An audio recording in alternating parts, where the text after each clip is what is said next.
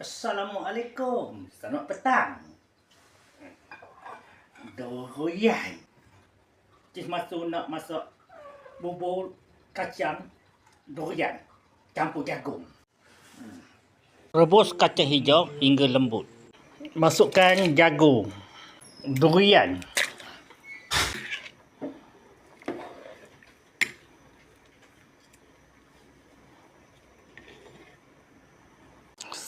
santan,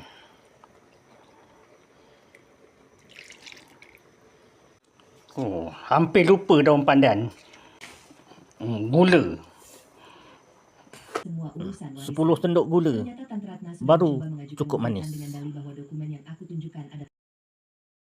Alhamdulillah, siap dah bubur kacang jagung durian. Dua bekal bubur ni Cis Macu nak hantarkan anak cucu. Seorang dekat je, dekat Taman Kemajuan tu. Dalam 2 kilometer je dari rumah ni. Yang ini jauh sikit. Nak hantar ke Lepor Dong dalam 15 kilometer.